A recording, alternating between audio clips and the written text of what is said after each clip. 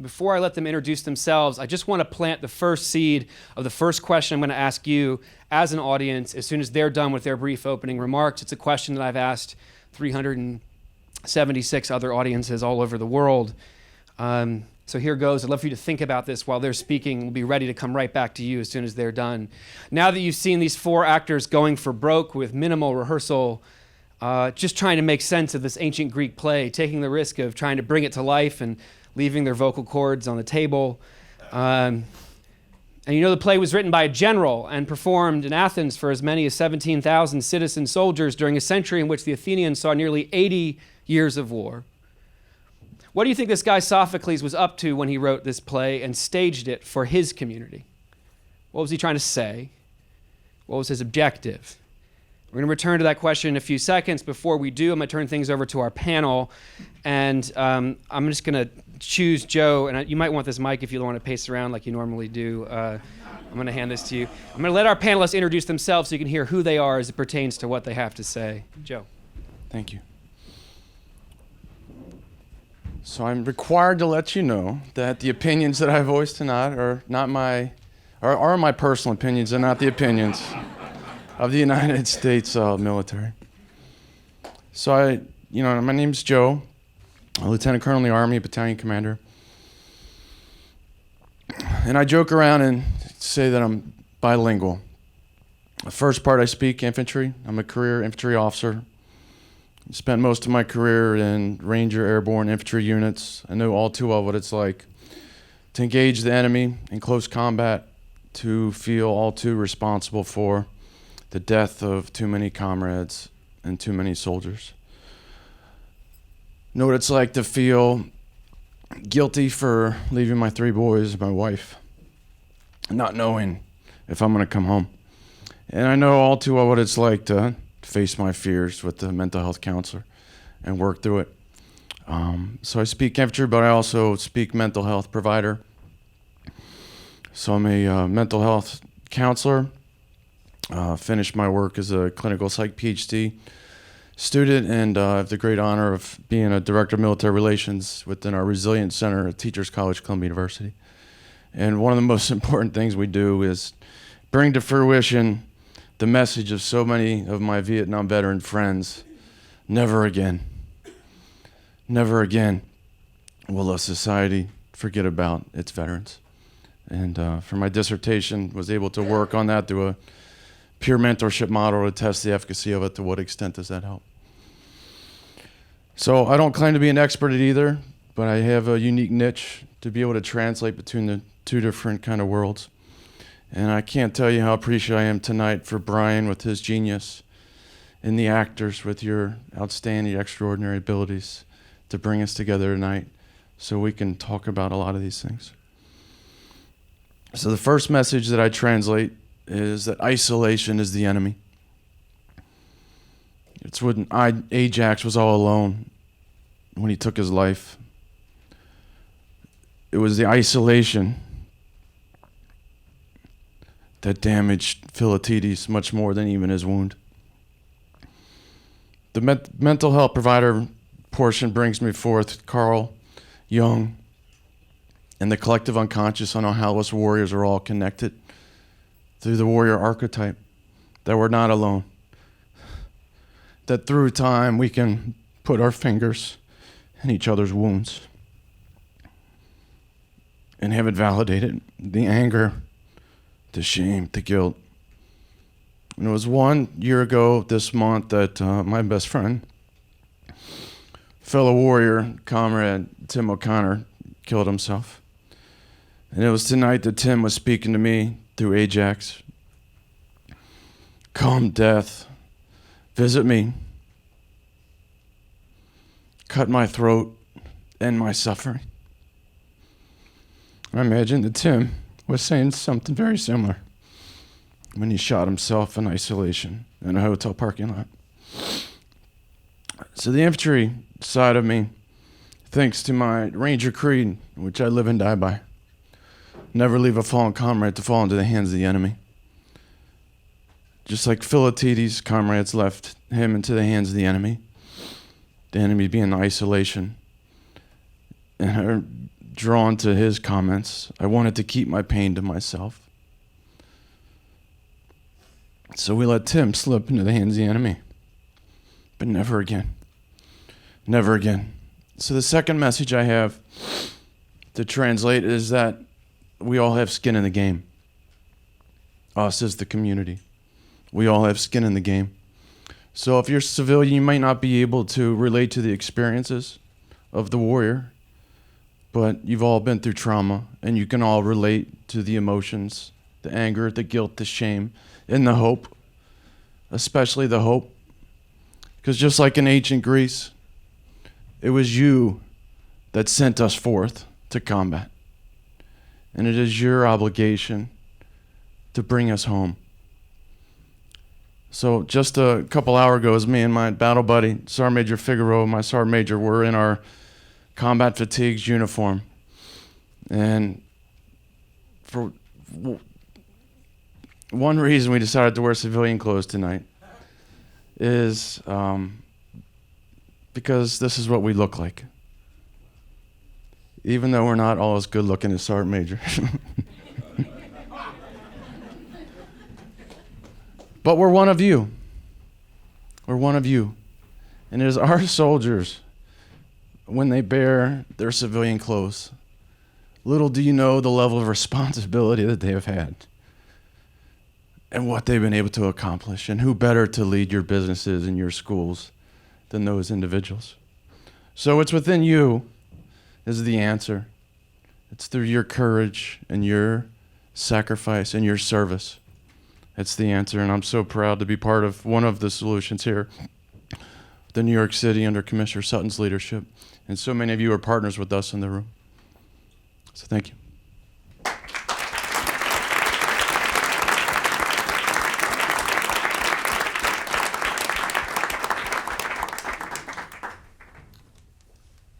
Hello, everyone. My name is Carlos Figueroa. As my boss said, I'm his command sergeant major. I'm a career infantryman. I've been an infantryman for 29 years. I have 5 combat tours. Gulf War, 3 in Iraq, and 1 in Afghanistan. This play says a lot of things to me personally, and both of these plays are filled with a lot of pain and a lot of suffering. I identify with the character of Ajax because I feel like he went through many tours. The Greeks have been fighting for a long time, but it wasn't until that one trigger, that when he didn't get his friend's armor, that caused all those things to come back to him. All those things came back to him. And even the people around him knew that he was a strong man, the strongest. And yet, even his own wife said, "What are these weak words coming out of this strong warrior?" Because there was no recognition of what was going on. And I say I felt like Ajax because after all those years of combat, it wasn't the battlefield that brought all those things back to me.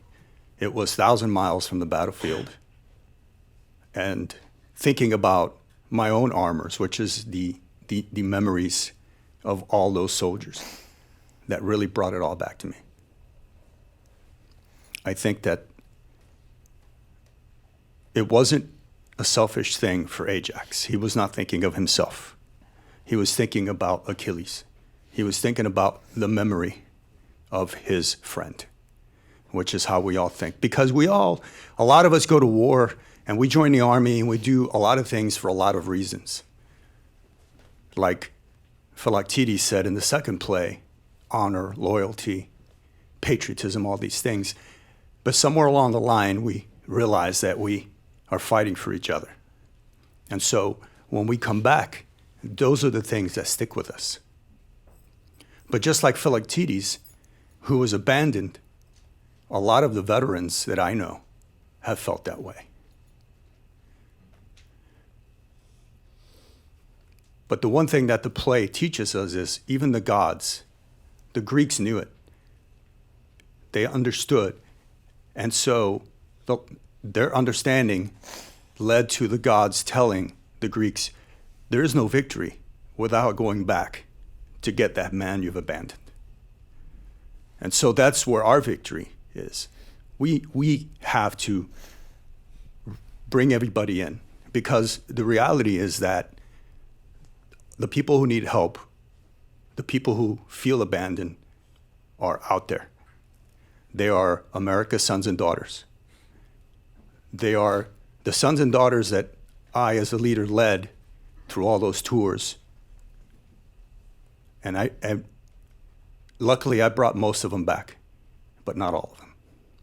And yet, even today, those friends of mine and those soldiers I know are still dying many, many miles from the battlefield because of all the wounds and the scars and the sense of abandonment that they feel.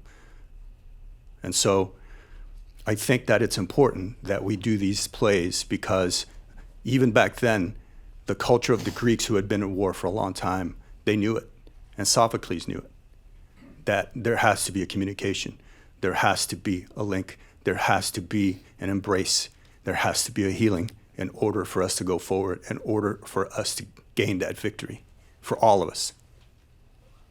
Thank you.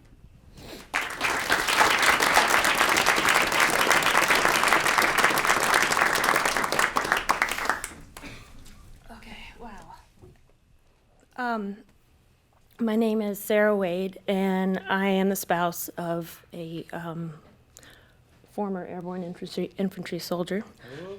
He served first in Afghanistan and later Iraq, and on Valentine's Day 2004, an improvised explosive device hit his Humvee, and he was unconscious at the scene. He sustained a severe brain injury. His helmet was blown off his head, and he had shrapnel going to the back of his head.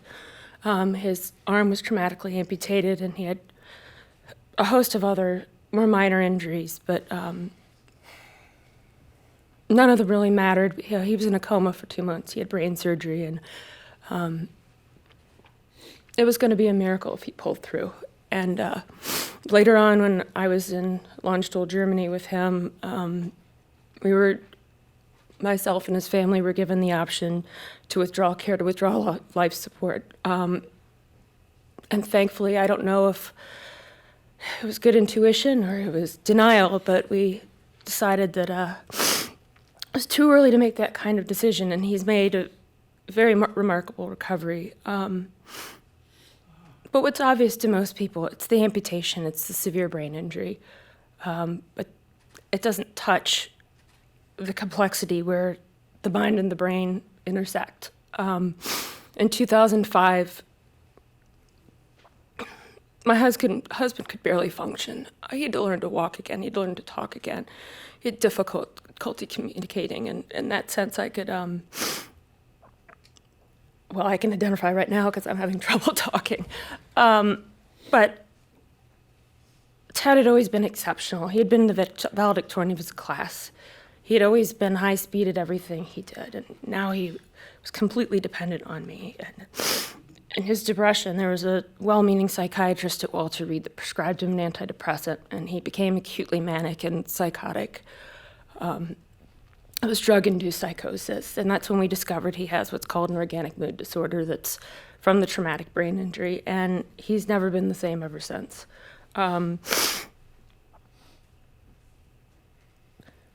One of the things that I really identified with Tecmessa when she talked about how Ajax was her homeland and her life. I left my home, I left my school, I left my friends, I left my job, and 13 years later, I've never been able to go back to that. Because unfortunately, he is one of the ones that's been left behind.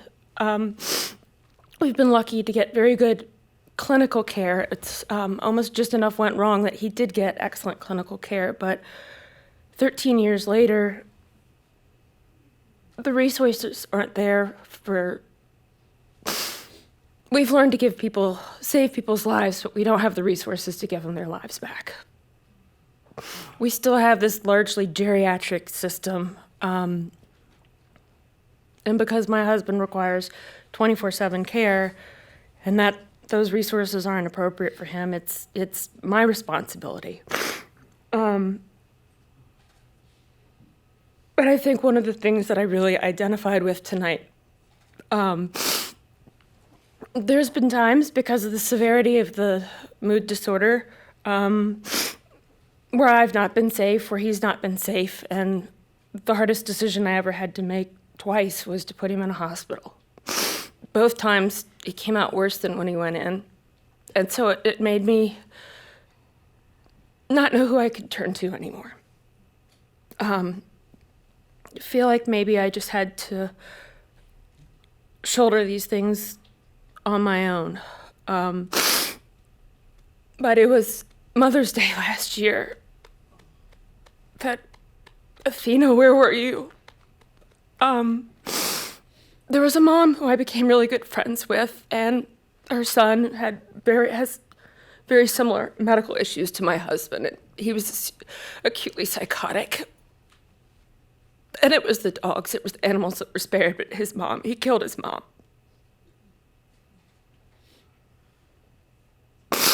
I spent hours every month on the phone with her. She was my greatest source of support. I could call her day and night. And vice versa. And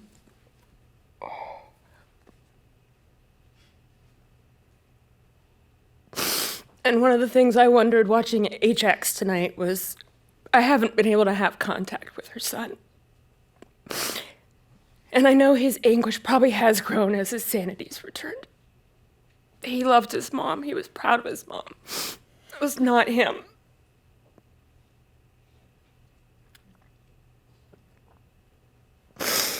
And so I think one of the things that I learned tonight, the best thing I can do for her, I have no doubt in my mind, she was the biggest fighter I've ever met.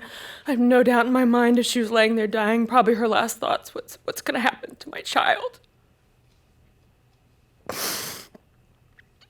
And so one of the things that I really learned tonight, there's a lot of women like us that have had these things dumped on them. There's men that have had these things dumped on them, and I've got to go find those people other than my husband that have been abandoned. I've got to tackle my husband's care because I can't lose another one like her. Thank you.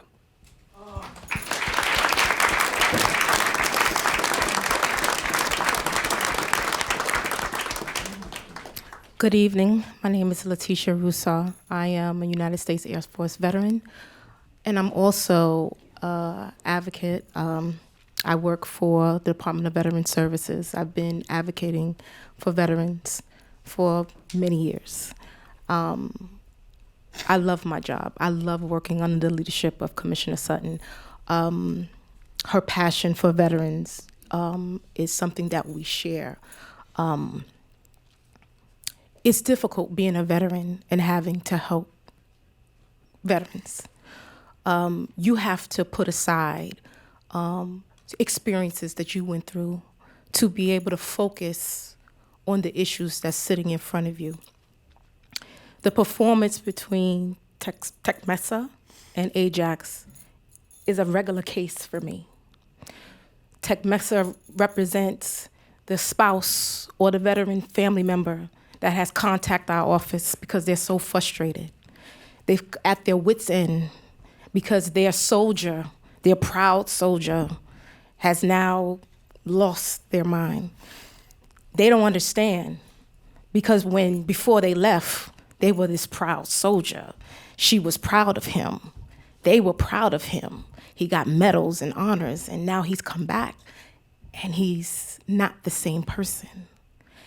The embarrassment, because before he left, he was this proud soldier, and now he's this person that they don't know, they don't recognize. And they're calling us for help because their veteran is not gonna call us.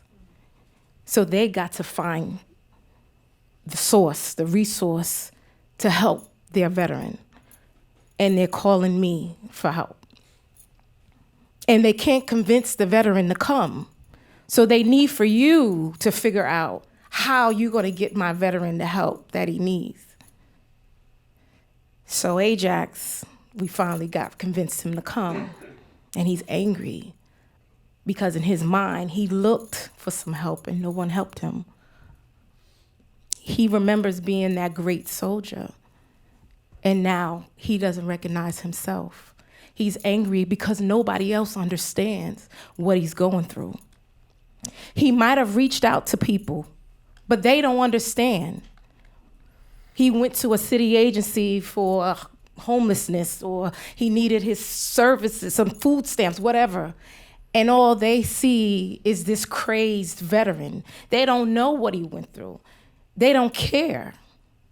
And so now he's angry and he's coming to us, and we're Department of Veteran Services and we're supposed to help him. But he's angry because no one has helped him.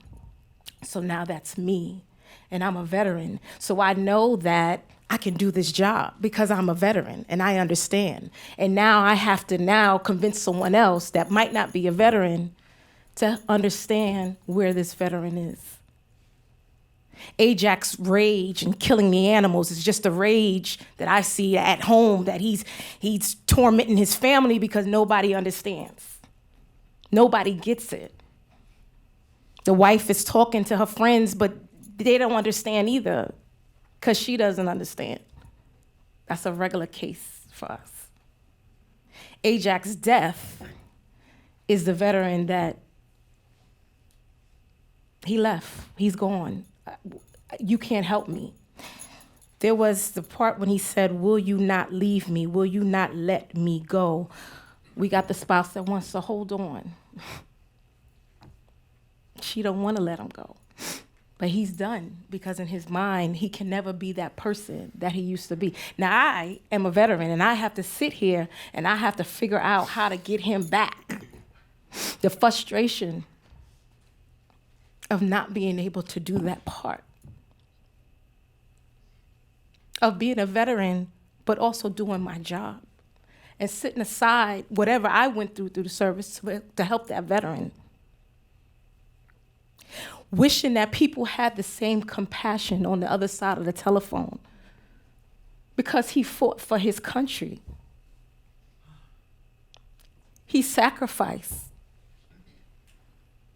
And you don't understand that. And I'm a veteran. But I don't get it, because my experience is not his experience. But I gotta do something. Commissioner's motto is, we look for the yes. And I don't stop until I look for the yes. Because Tech Mesa was me, because I was a spouse as well. And that veteran, that crazed veteran, that's me. But I just can keep it together because I have a job to do. So my job is to look for the yes.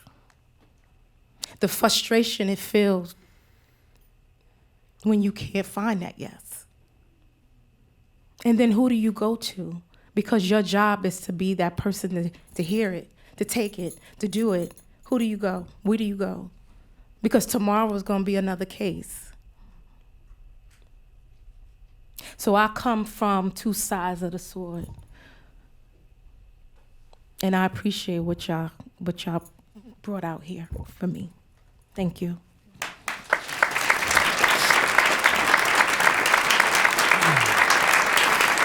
Thank you so much. I think all four of you embody what Theater of War is about. Thank you for your candor, for your courage, for making connections across time. And as I mentioned to you before, I'm going to turn my back to you, but not out of disrespect. And you have live microphones like the voice of Heracles or God. You can come into the conversation whenever you feel so moved, and I hope you will. But we want to take things out to the audience. This is actually the first time where we have a setup with so many camera angles. I always joke that they call me the Phil Donahue of ancient Greek tragedy, and now it really feels like it here at. And most of you are old enough to get that joke, I think, in the audience. But I want to return to the core question I asked a few seconds ago. We have a limited amount of time. We're going to go a little bit over simply because we started a little bit late, but I promise we won't go too late into the night. I know it's a work night and a school night. But now that you've heard these actors go for broke and you've heard these wonderful members of our community making such personal connections across time to their own experiences 2,500 years later to this ancient story, you know the play was written by a general and performed for as many as 17,000 citizen soldiers in the century in which they saw nearly 80 years of war. What do you think this guy Sophocles was up to when he wrote this play and staged it for his community thousands of years ago? What was he trying to say? What was his objective? What was he up to? Now, we have two microphones. David Strathairn has one, and Marjolaine Goldsmith has another, and I have one in my hand. And in every audience, no matter how big or small, whether we're in a basketball court, a football stadium, a VA hospital, a bookstore, a radio station, there's always one extremely kind person, usually the most attractive person in the room, who puts us all... Oh, there he is right there. I knew it was you all along, sir. I didn't want to embarrass you. Hi. I think what Sophocles was trying to explain to the Greeks was the real battle for the soldiers isn't the battlefield. That's the easy part, because you're surrounded by your friends, your companions. It's when you're left without those companions that the fear, the terror, that's when it grips. And to explain that no matter who you are as a soldier, or no matter how strong you are, how brave you are, that loneliness is the greatest enemy, and it's up to everyone around them, the civilization itself, to recognize that and understand that. Thank you so much. Thank you. I really appreciate it. I'd never heard it spoken exactly that way. And as you were speaking, I thought about the fact that, this is not just the play itself, but the gathering of all these individuals shoulder to shoulder. We think, as I mentioned before, that they were seated according to tribe, which was their military unit, and according to rank, with the generals in the front and the hoplites in the back. So taking those units, putting them back together, putting the community in this formation, he then writes plays that, I think you say, remind us that the battle starts when we're no longer in formation and when we're alone. And these plays both deal with isolation in really, really profound ways. I really thank you for being the first. You don't have to be as attractive or as intelligent as our first speaker, but I wonder if anyone else would like to take on my first question. Yes, sir. Yeah, hi, thanks a lot. Just humbled to be here this evening. It's amazing to hear your stories. Thank you for being so honest. That is some deep, powerful stuff. Thank you for sharing it and helping us learn. And thank you to the actors. And Brian, congrats. So I guess what I see a lot of is duality. And what I think Sophocles was trying to do by gathering the 17,000 is to remind the people that sent them to war that we must fundamentally still be connected to those people. And there's this little thing that bothers me that, we have this duality of veterans either being heroes or dysfunctional. And we have to remember that they are us, right? We are them. They represent us overseas and they do their great work. But a lot of people don't want to remember that. It's kind of like dirty work, if you will. And that's a terrible, terrible thing for the people that have to come back and face that. So I think the objective was to connect people back to their home, as was said earlier. So again, thank you so much for putting this on. This is amazing. Thank you so much. I really appreciate that a lot. This idea that the play breaks through the divides, these artificial barriers that we put up between ourselves and other people. Now, of course, one of the biggest differences, obviously, between 5th century Athens is that there was 100% compulsory service for all citizens. Of course, to be a citizen was, a high bar. You were male and you were landowning, and But needless to say, 100% citizen. Now we have, as I'm sure most people by now have heard the statistic a million times, but less than 1% of our population, less than 0.5% of our population served in the wars in Iraq and Afghanistan, and that disconnect is only natural. Then I think about a city like New York with 11 million people and roughly at most 500,000 people who have been touched by military service in some way, whether they're spouses, dependents, or veterans. And you think about how the disconnect grows even greater, how we are complicit in living in a society in which those divides are part of the infrastructure of how we do business. It's how we live. And I think the play has a different role for us now than it did 2,500 years ago, listening to you speak. It's to challenge us and confront us with that reality that we are the same. And also, here's how a really highly militarized democracy talks about the cost of war. You know, we bring everyone together and we collectively shoulder its impact as a community, so that the generals were elected officials. You know, Sophocles was elected general twice. I don't think he was elected general from writing nice plays. And I get the sense this was about how we debate the cost of war and how we talk about it. Even through a fictional account, we come closer to the truth, as close as we're going to get for those of us who weren't serving. And I really appreciate everything you said. Yeah, there's a hand over here. Now we're good. We're not neglecting this side of the audience either.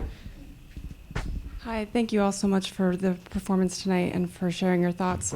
I wanted to speak as a civilian. I'm a daughter of a veteran, and I thought that coming here tonight, that's what I would connect with, was my experience growing up with a veteran father. But it was actually my mother that I was thinking of. She passed away when I was 22. I was a caregiver for a few years. And one of the things that really struck me with Philoctetes' speech was saying something to the effect of, God must hate a man if my story is not known. And that was one of her great regrets as she passed away for these many years, was that her story wouldn't be known, and that isolation that she felt. I really thought about the fact that it was this great contrast with my father, who was a veteran and had all these stories that he didn't want to be known, he didn't want to share. And it was something that we talk a lot about, the family members of veterans, and I work for the Department of Veteran Services, so we talk about families and how they serve too. But it's, I think, an even more confusing experience for the children of veterans, because whether you're supposed to be a caregiver, you're supposed to want to be a service member, what role you're supposed to play, it's not clear. Thank you so much. I really appreciate that. And it's a great segue to another part of the play, which we're going to come to in just a second. But I'm going to, if there's a hand over here, and we'll come over here in just a second, ma'am. Yeah. Hi. First, thank you so much to the performers and to you and for the panel for their thoughts. I am one of the younger viewers in the audience. I'm sorry I didn't quite get the Phil Donahue reference. And so I really related to the character of Neoptolemus and thinking about the children of veterans as well as Neoptolemus was, and what that legacy is, what that cost of war is for the next generation. I was, I think, only 13 when the invasion of Afghanistan and then the invasion of Iraq took place, and only was a full voting member of the public until 2008.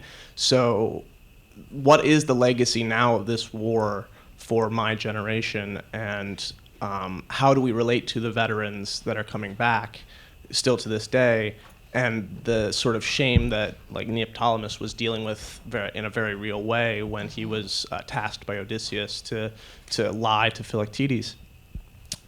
And it feels like it's so removed from my day-to-day reality. As you mentioned, there's so few people that actually go and serve now. How am I to relate to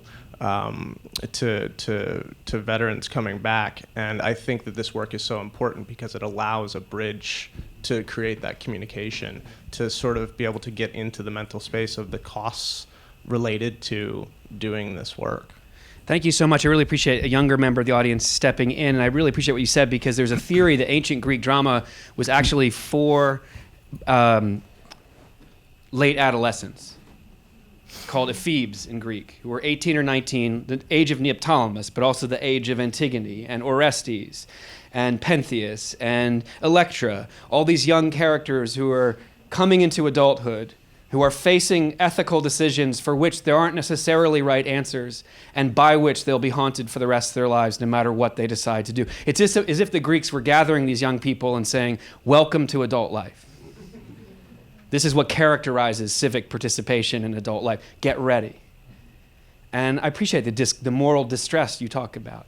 What is the legacy of these wars? What is my role in all of this? And I get the sense that these plays are very much about engaging the younger audience. There's even a theory that the chorus was played by 18-year-olds. And I like that theory because who better to think about sort of reflecting the ethical challenges at the center of these plays than young people who've never faced them before, like Neoptolemus. And there's a hand in the back, and I want to shift to there's a hand over here, and I will not neglect you, I promise. David, you'll come over here next, but over here, and then we'll come over. Yeah, go right ahead. Yeah, please. Thank you. I'm an Air Force veteran, and I'd just like to thank you guys for, doing what you did, the actors and you guys on stage. I want to speak to, I wrote down some things, 2 quotes in particular that I heard in the play, which was, live in honor or die in honorable death. Mm-hmm. And then at the end where his wife said he died by his own will. And that made me think about the concept of the dream and how the dream itself, the glorification of war and what it can do, the weight of the dream, what the types of weight and pressure it can put on a person to have to display a certain image to a large, just this guy, Emil Durkheim, he wrote a book on suicide, and he gives us good reason, I wrote it down, I'll just read it. He gives us good reason to see suicide not as an individual act, and that's where I disagree with the wife. Not an individual act, but as a sign of a hiccup in the social fabric or a tear, something to be mended, but it first requires acknowledgement of that tear in order to be addressed. My personal belief is that hiccup or that tear that isn't addressed is the dream, and that dream is this image that's sold of what a veteran is supposed to be. And to a large extent, he was haunted by this image that he felt he had to live up to, an image that said, if you're honorable, this is what it looks like. If you have valor, this is what it looks like. And when you don't have those things, then you have not fit the bill. And that's it.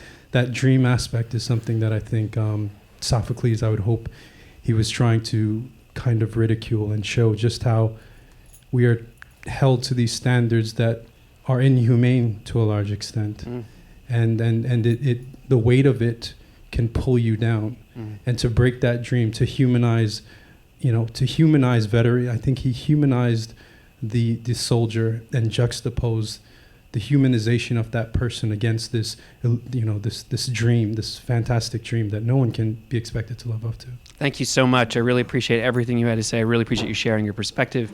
David over here, this very kind lady has been waiting some time. Hi, thank you. Yeah. Thank you all so much. This was very powerful. And I guess when I think about what Sophocles was up to, I think he was up to finding some format so that we can all talk about this, because in talking about this, we heal. And we hear each other's stories, and we can feel them and cry with them and empathize with them. And I think that's what he was doing. Thank you so much. I really appreciate, Tech Mesa has this line, how can I say something that should never be spoken? And I get the sense that maybe that's what Sophocles is trying to help us to do. The most common response I hear to this question, because I ask it all the time, sometimes many nights a week, I heard it first on a U.S. Army concern or small base in installation in Germany. A young man, 18, 19 years old, in a Phoebe, who had been to Afghanistan on deployment, shot up his hand and he said, I think Sophocles wrote the play to boost morale. And I was like, well, what's morale boosting about watching a great warrior lose his best friend and feel betrayed and come unraveled? And before I could finish asking the question, he shot back, because it's the truth. And then he said, and we're all sitting here shoulder to shoulder acknowledging it. And then he said, and it's not being whitewashed. Now, I don't know about you. I mean, I was taught in high school that Greek tragedy was this sort of cynical, fatalistic expression of a culture that believed that we barely apprehend the forces at work upon us, God's fate, luck, chance, governments, the weather, until it's milliseconds too late and we've destroyed our families for generations to come. And that is, in fact, what happens on stage. But I think what we missed in our high school classes, at least in America, I can't speak for the rest of the world, is that isn't necessarily what happens in the audience. That young man, that 18-year-old taught me, who thought he knew something because he translated the play, that coming together collectively as a community to face the darkest aspects of our humanity could bring joy, could bring connection, could bring camaraderie, could boost morale. And I get the sense that, it's counterintuitive. When people see our flyers, they're like, yeah, thanks. I'm all set. Like, Greek tragedy, yeah, I'm good. Because there are so few places in our culture where we do that anymore. I'm going to shift gears to my second question. You can always answer my first question. You can make up your own question. You could answer it. But I want to move us to two more themes before we resolve things for this evening. And we all go out to dinner to celebrate. Not all of us, but some of them. Second question is about the family. Sophocles takes this mythologically insignificant character named Tecmessa, who has like about 3 words written about her in all of his history and world literature, and he gives her almost as many lines as Ajax. He puts her on the battlefield. It could be called Tecmessa if it were her story that was being memorialized. It could be called Tecmessa. And here are some lines that she says, and it's what I want to ask you about. It's my hardest question, so whatever is left of your serotonin and your caffeine from this morning, I know we've just passed the 9 o'clock mark, give it to me. It's smooth sailing all the way to the end from this point forward. This is what she says. She says to the men, tell me, given the choice, which would you prefer? Happiness while your friends are in pain, or to share in their suffering? And the men say, well, twice the pain is twice as worse. And she says, okay, then we'll get sick while he recovers. And they say, what do you mean? I don't follow the logic of your words. And here's what she says. This is what I want to ask you about. She says, in his madness, he took pleasure in the evil that possessed him, all the while afflicting those of us nearby. But now that the fever has broken, all of his pleasure has turned to pain, and yet we are still afflicted, just as before. Twice the pain is twice the sorrow. Okay, so here's this spouse who has gone out on a limb for the first time to acknowledge what's been happening inside the tent, and she's trying to convince the men to go inside the tent to face what's inside there, and she's talking about all this pain they're going to experience when they do it. And so I guess my question is, why do you think she's talking about pain in these terms? What does this line, twice the pain is twice the sorrow, mean? What does it mean to you? There's a hand back there. Yeah, thank you so much for taking my hardest question. I appreciate it. I mean, that's just, in this situation, it's kind of like the trials of war. So if you're with somebody that, like a brother or a sister in arms, and it's twice the pain, twice the sorrow, it's bad enough through the external having to go to war, with some, just going through that as an individual, and then having to go in there and see somebody that's on your right or on your left going through it, and the feeling of helplessness that there's nothing you can do about it, that's a devastating feeling within itself. I think that's personally what I think. Yeah, thank you. I really appreciate that. There was a Veterans Court judge who in East Lansing, Michigan, when we performed there, said that watching the play Ajax was like watching a 747 fall out of the sky and crash at his feet in real time and not be able to do anything about it. And maybe it's because of the way we drive it in our style, but I think it's in the text. This is an unfolding emergency, and everyone's trying to stop it from railroading out of control, and yet at the end of the day, we're all helpless. That's the feeling that it gives us. And to acknowledge that helplessness is a kind of pain that causes us to abandon people who are in pain. It's the reason we look away. I think is a huge insight, and I really appreciate you saying that and raising it. Does anyone else want to take this question? There's a hand over here, David. And we don't want to neglect this section over here. I'm not. I promise we won't. So I was thinking of that when I was watching the other play, that when the character is abandoned in the cave, it's because bearing witness is the hardest thing we have to do, and it is ugly and it's terrifying. Yeah. And we inflict injury there. And I think the reason Tecmessa is the voice, she says it herself, I was a slave. Mm-hmm. She's the most socially powerless person in this society, so she can be the voice of this kind of terror. I mean, if her husband dies, she's abandoned to the cruelty of her own society. She has an enormous amount of agency, but she is also potentially a victim and aware of that every second. So she has no choice but to entreat others to bear witness so that she can be saved. Thank you. I mean, listening to you talk reminds me of when we got started back in 2007, 2008. It was seen as a career-ending gesture in the military to raise your hand and say, I'm suffering from an invisible wound. And it seemed like just a bridge too far for many spouses, and I know it still does to today, to step out and say for someone who's struggling, my husband, my wife, they're struggling with an invisible wound, because one's dependency upon that person, that person may not be able to provide. And the whole livelihood of the family and the structure itself is predicate. So you don't have to be a slave to be dependent, and it doesn't have to be ancient Greece. And the stakes are equally high for many caregivers today. We've had caregivers stand up and say, it's painful for me to hear what my spouse has been through. It's painful for him or her to say it. Twice the pain is twice the sorrow. We've had caregivers and spouses say, it's painful for me not to know what my spouse has been through. It's painful for him or her not to have the ability or the words to speak it. We were on a military base. Yeah, please. I just wanted to add, just from experience working with spouses, they feel left out. They feel that most of the services are just there for their veteran. Sometimes they don't get to speak out and say, I'm suffering, I'm dying. I'm watching this happen before my eyes. What is there for me? Who is there for me? With that whole scene being played out, it just reminds us that they are suffering too. The veteran is going through, but they watched this whole thing. They sent their veteran out. Somebody help me. Sometimes it's not, they cannot wait for, to call out. Somebody got to come in and notify and know and see what's happening with them. And I get this all the time. No one reaches out to them so that they can tell see me, I'm dying. Or if, I was thinking, I can actually speak again now. Good. It together. But I kind of picture myself, I'm the one that's thrown my husband over my shoulder, and I'm the one carrying him out of battle. And I've never thanked you for this, Brian and Dr. Sutton. Thank you for afflicting people.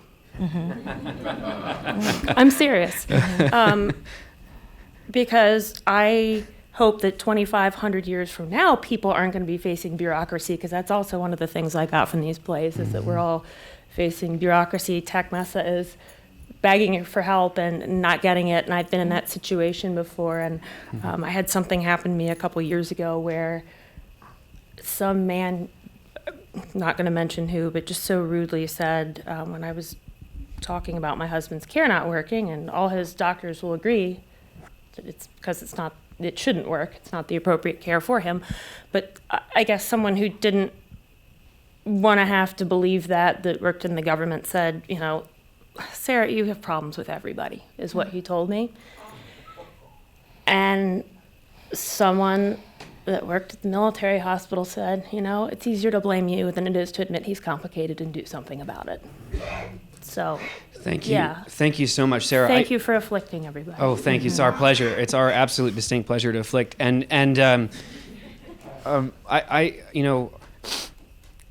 really glad you're here. Sarah came all the way up from where she lives, and she doesn't live in New York City, to be with us tonight. And she has admittedly been with us before, and she's testified before Congress and talked about Ted's recovery and her experience as a caregiver. And I see, Sarah, you as a voice like Tech Mesa, in a certain way, a voice that represents so many others, and that's why I wanted you to be here. But I also think about all the time, I started doing Philoctetes originally in hospitals because it occurred to me that through modern medicine and modern warfare, we create the conditions to abandon individuals on islands of chronic illness for far longer than 9 years now.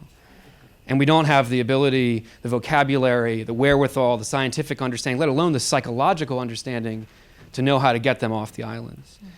Something like 30 to 40,000 individuals sustained catastrophic injuries in our most recent conflicts who would have died in any other conflict prior to these, but because of the advances of medicine are now alive, but alive with complex injuries and chronic illnesses, the likes of which we've never seen as a culture. How do we get them off the sand dunes? How do we get them off the islands?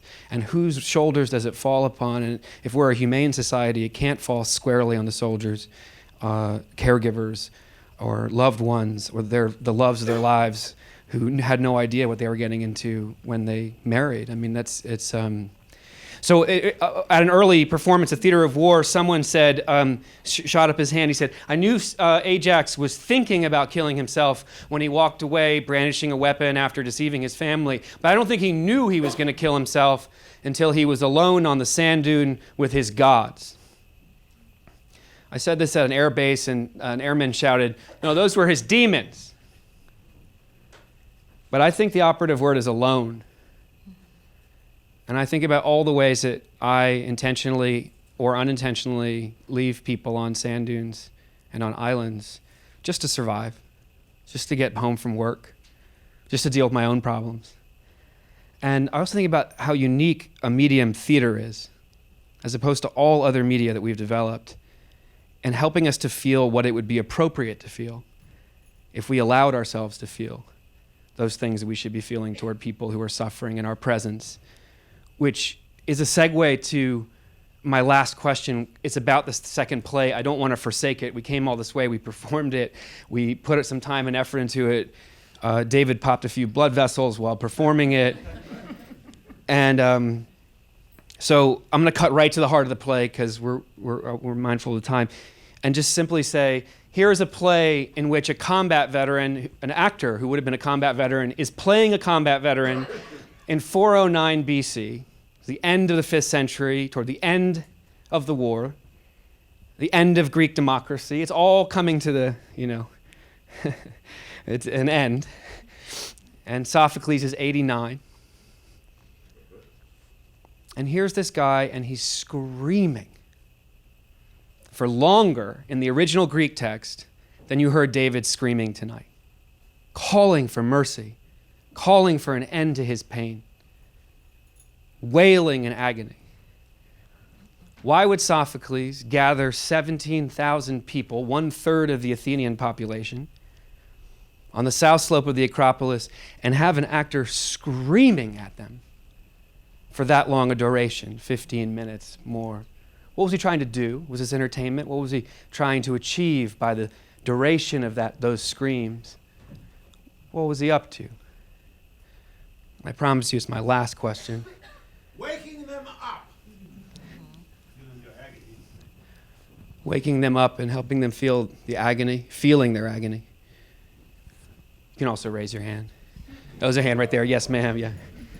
I think that it shows that you could be the person yelling at some point and hoping that somebody throws you the lifeline.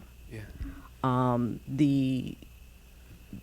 The anguish of the soldier gets transferred to the family, and it outruns the time that the soldier was actually in combat, because, like the young woman said, you're bearing witness, but you're bearing witness to your own pain, seeing somebody losing themselves.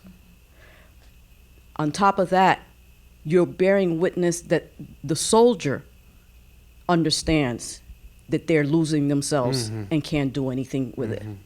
Then the family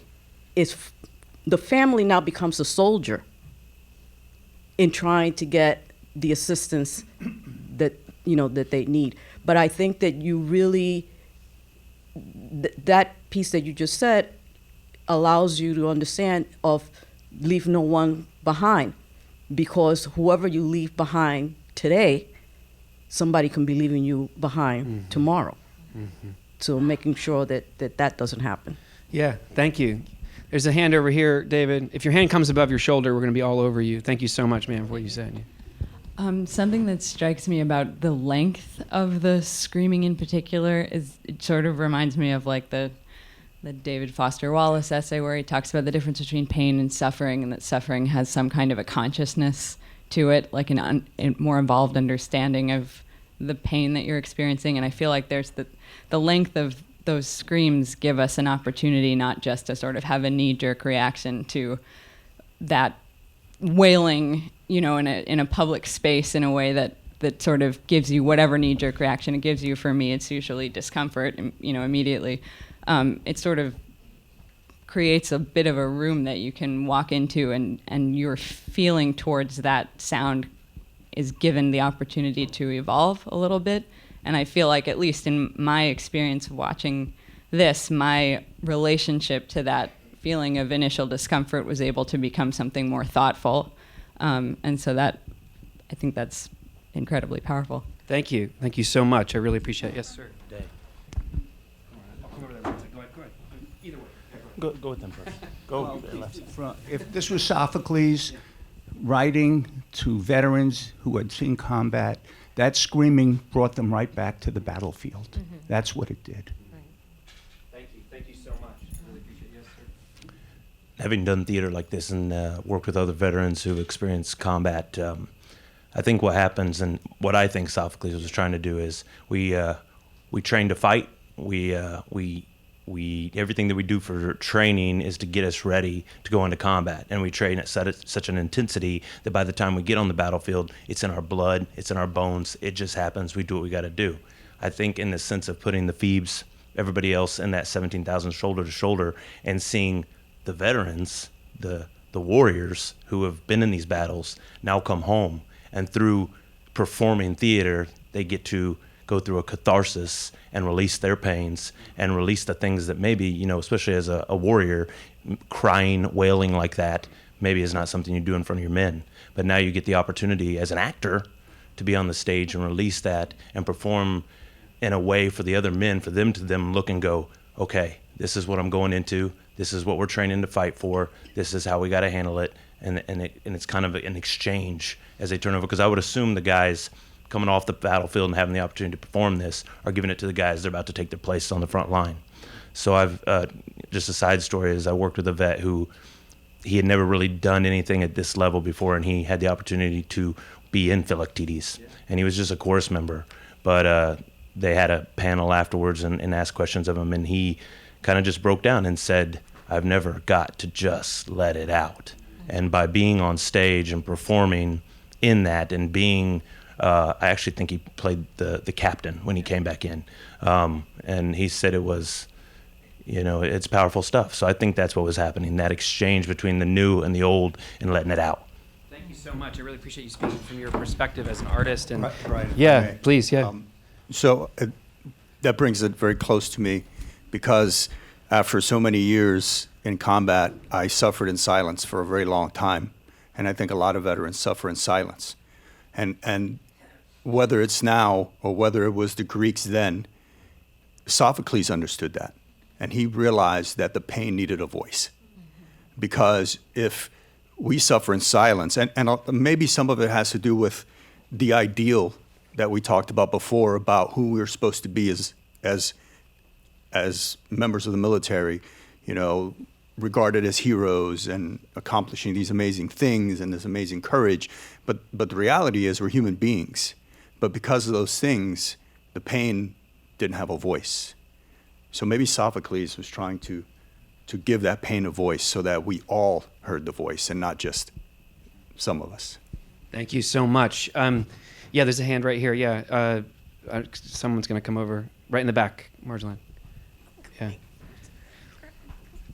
I think that extensive agony is to connect to the young man in the front who didn't know who Phil Donahue is, so that you can't give a reflexive thank you for your service and that's the end. Like, you've done your duty. Yeah. It's indismissible now. You can't just say, oh, you're a veteran, thank you for your service. No, now you have to get involved. Now you have to get into politics to affect policy, because the way to thank a veteran is not just verbally. It's with what you do, how you vote, and what policies you're going to support. So that scream makes that real. Thank you so much. We are civilians, and we come as outsiders into communities, and we come with a humility that we're simply there to serve this conversation. And sometimes it's actually really helpful to be the outsider, to ask the questions that the insiders can't ask each other, and to make dumb suggestions and then have them turn into great conversations, and to learn And it's been such humbling work to be the outsider coming into this sort of military tribe, which is so diffuse. I mean, anyone who knows the military knows how many tribes there actually are and the intricacies and how coded it all is. My parents, a few years ago, I think my mother might be watching, so I'll probably be in trouble for this later, but my parents are both psychologists, full disclosure. And we got invited to do a performance for Navy SEALs. And the SEALs, as Special Forces, we have some in the audience tonight, very, very unique, very elite, very closed off to the outside world. So it was even another level of civilians coming into a community where we didn't necessarily belong. And we got to this point in the discussion, and I looked at the back of the audience in Little Creek, and there was my mother standing by the microphone getting ready to take on this question about Sophocles and the scream. And I thought, oh God, no, please, don't.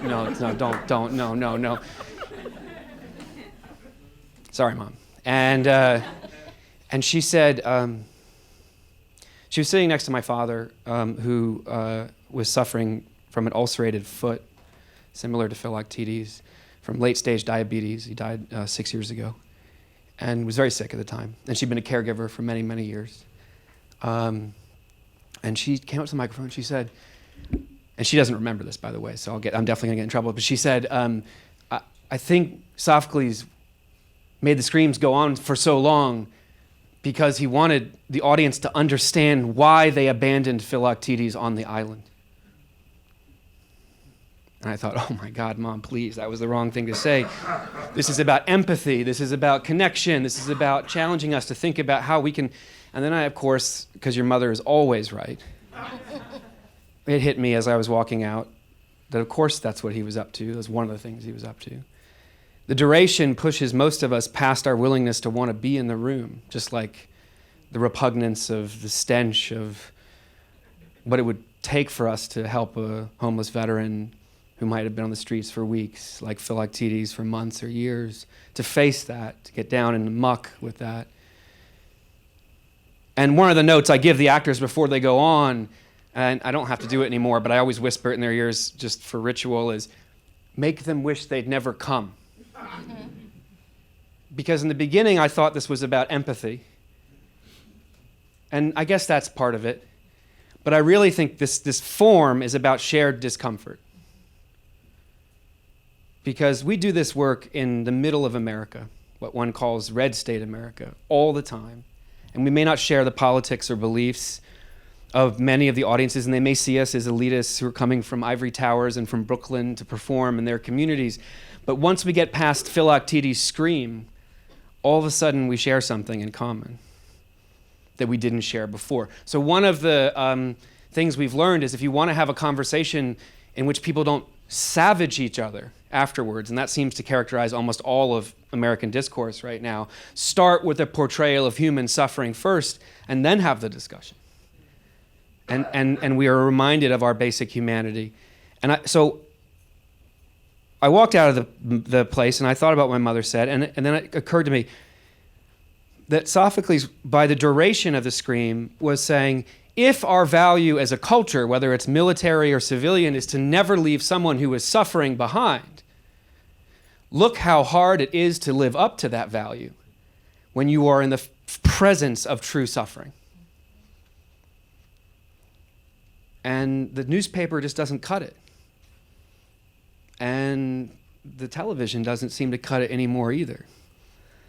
Like, how are we going to connect with what that suffering is for the individuals to our left and our right who might have the screams of Philoctetes and Ajax in their heads all the time, but we just don't know it?